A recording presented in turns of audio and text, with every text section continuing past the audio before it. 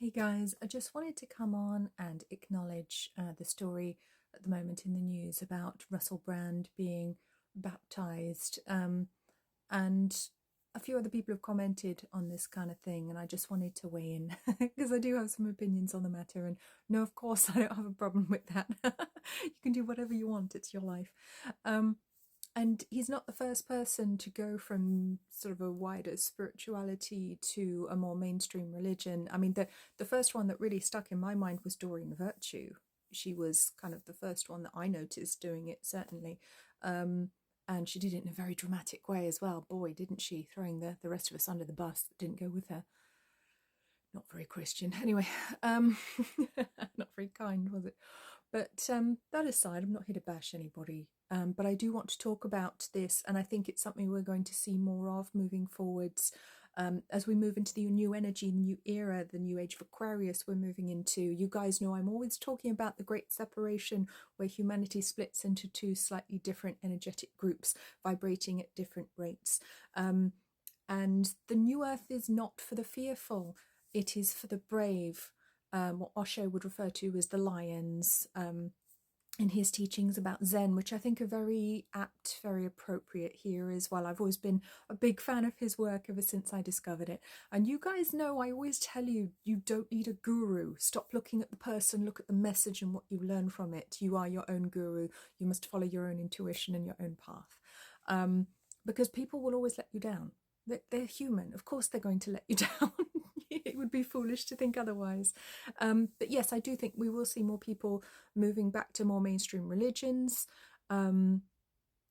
just because they seem to provide some sort of certainty and safety and structure, and they're very patriarchal, and it takes people back to, I think, to childhood. And I think that's partly where the feeling of calm, that very tempting feeling of calm you can get from mainstream religion, can come into play. But it's the calm that a child feels when they've been put to bed by their parents.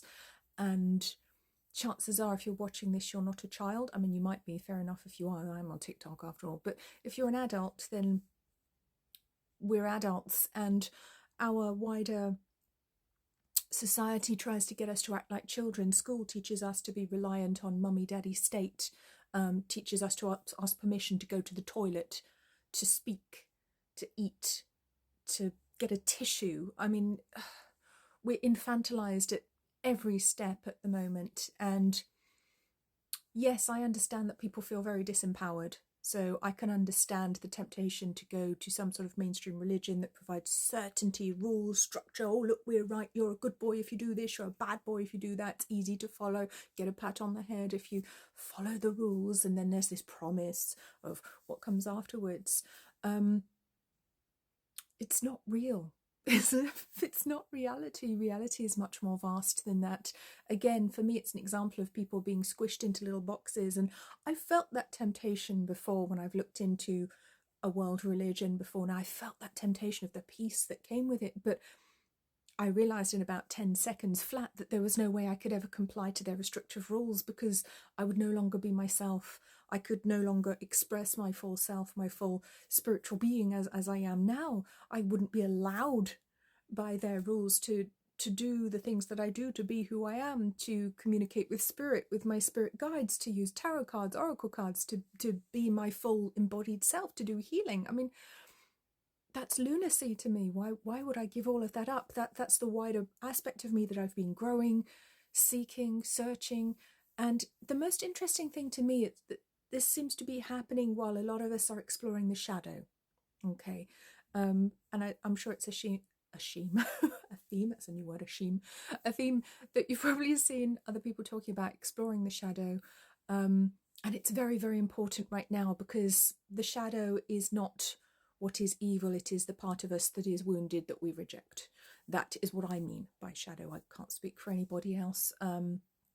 That is what I work on when I work with Chrissy Sawyer, the amazing Chrissy Sawyer from Zeta Fuki. That is what I'm working on, those wounded aspects of self that we reject, that we put behind the veil, as Carl Jung calls it, I believe. I don't have a degree in psychology or anything, just a passing interest because of myself. And I certainly understand the draw of the community that comes with a church or some sort of mainstream religion, all of the perks that go with it. Equally, I don't like the politics, having been involved in a religion before, just in a passing way, but I did not like the arguing, the bitching, the politics, all of that stuff that came with it too. Wasn't me at all. I tired of it very quickly, but that's an aside. I feel it's very interesting that Russell would make that move when a lot of us are exploring the shadow, because he has had a very difficult dark past, and that would probably be very painful for him to continue to go into. And full respect to him for everything he's done, everything he's learned, all the growth he's done. As I say, if that makes him happy, great. That's completely up to him. It's his life. But I also want to say that it's not inevitable that when you start your spiritual journey, you'll end up in a mainstream religion. To me, that's kind of an eddy along the way where you get caught up and maybe learn something until you can free yourself and go, oh, I was supposed to be more expanded than that.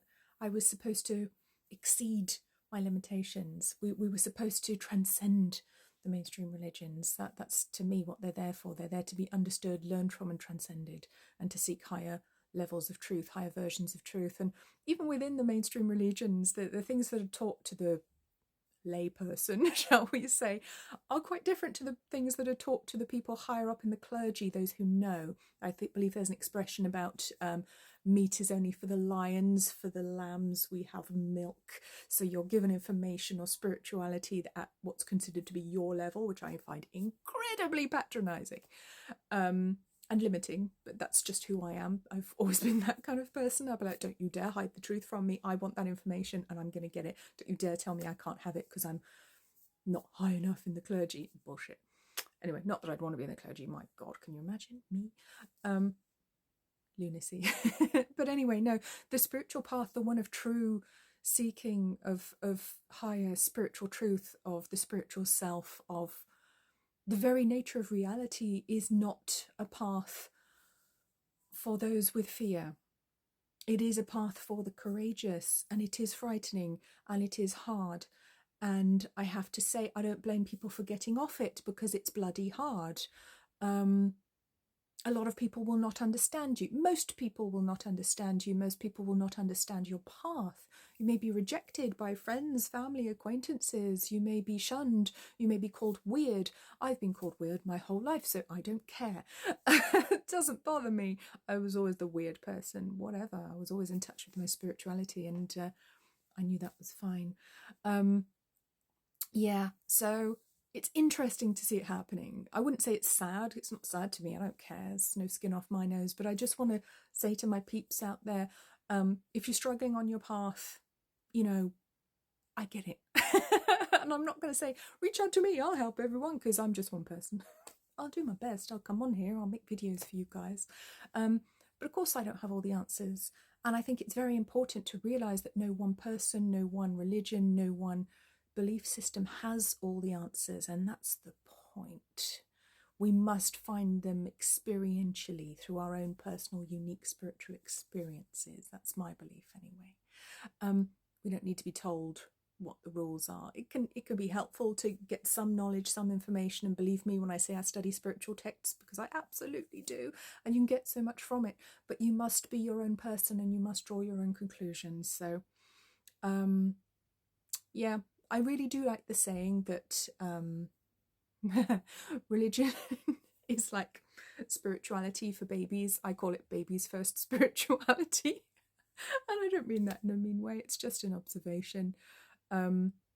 So, guys, I strongly recommend the works of Osho. Anything by Osho is amazing.